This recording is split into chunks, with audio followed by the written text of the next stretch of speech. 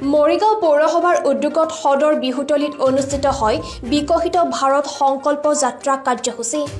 বৃহস্পতিবাৰে মৰিগাঁও পৌৰসভাৰ উদ্যোগত সদৰ বিহুতলীত অনুষ্ঠিত হয় বিকশিত ভাৰত সংকল্প যাত্ৰা কাৰ্যসূচী।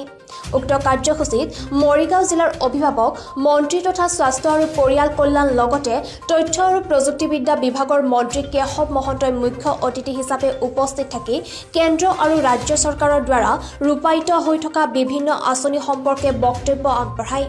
ইয়াৰ উপৰি মৰিগাঁও সমষ্টিৰ বিধায়ক ৰমাকান্ত দেউৰীয়ে মৰিগাঁও নগৰখনৰ উন্নয়নৰ ক্ষেত্ৰত গ্ৰহণ কৰা আঁচনিসমূহৰ বিষয়ে ভাষণ প্ৰসংগত উল্লেখ কৰে। সভা অন্তৰ্গত সকলো ৱাৰ্ডৰ আমাৰ যিসকল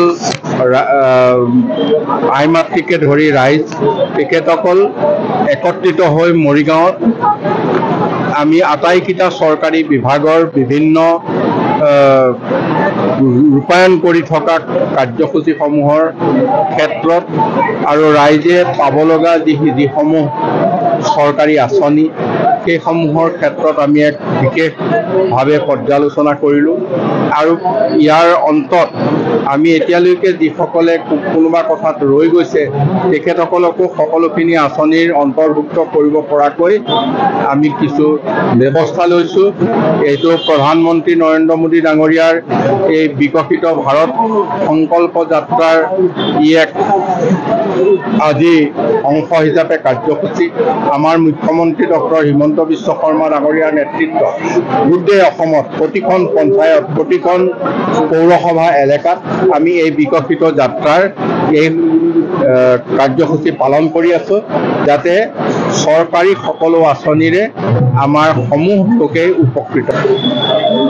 আজি গাঁৱে ভূঞে নগৰে চহৰে এই বিকশিত ভাৰত আৰু সংকল্প যাত্ৰা চলি আছে। অসমত ভাৰতবৰ্ষ চলালে অসমত চলি আছে আৰু প্ৰতিটো পঞ্চায়তত চলি আছে।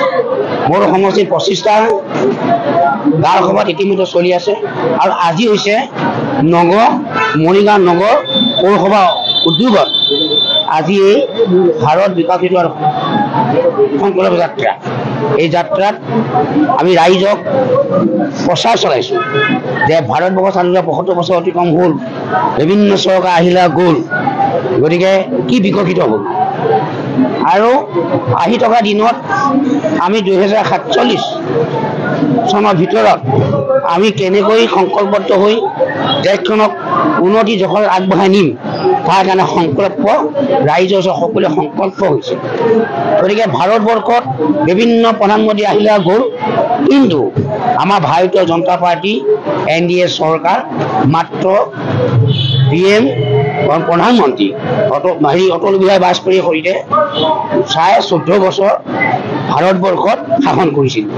এই 14.5 বছৰত কি কাম কৰিলে, সেইখিনি বিকশিত কেনেকৈ ভাৰত হ'ল, এইখিনিকে ৰাইজৰ প্ৰচাৰ চলাবৰ কাৰণে এই বিকশিত ভাৰত সংকল্প যাত্ৰা।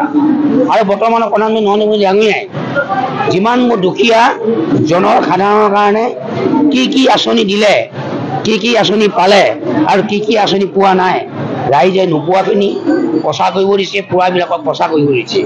এই হ'ল ভাৰত বিকশিত আৰু সংকল্প যাত্ৰা। এতিয়া ভাৰতবৰ্ষৰ প্ৰধানমন্ত্ৰী নৰেন্দ্ৰ মোদী ডাঙৰীয়াই শেহতীয়াকৈ এটা দুখীয়া লোকসকলৰ কাৰণে এটা ভাল পদক্ষেপ গ্ৰহণ কৰিছে যে যিসকলে এটা কোটা ৰেচন কাৰ্ডৰ জৰিয়তে চাউল পাই আছিল বিনামূলীয়াকৈ, এতিয়া 2টা কোটা কৰি পাব। অসমৰ মাননীয় প্ৰধানমন্ত্ৰীয়ে দিলে বিনামূলীয়াকৈ 1 কোটা চাউল আৰু ভাৰতবৰ্ষৰ প্ৰধানমন্ত্ৰী নৰেন্দ্ৰ মোদী ডাঙৰীয়াই দিব আৰু 1 কোটা, মুঠতে 2 কোটা কৰি পাব। এজন মানুহে আগতে 5 কেজি পাই আছিলে, এতিয়া 10 কেজি পাব। আৰু যিবোৰ মানুহ যিবোৰ দুখীয়া পৰিয়ালৰ আয়ুষ্মান কাৰ্ডৰ জৰিয়তে 5 লাখ টকাকৈ বিনামূলীয়া চিকিৎসা কৰিব পাব। কাৰণ যাৰ ৰেচন কাৰ্ড আছে প্ৰত্যেকগৰাকী দুখীয়া লোকসকলে 5 লাখ টকাৰ আয়ুষ্মান কাৰ্ড বিনামূলীয়াভাৱে প্ৰদান কৰা হৈছে। এই হ'ল ভাৰত বিকশিত যাত্ৰা আৰু সংকল্প যাত্ৰা।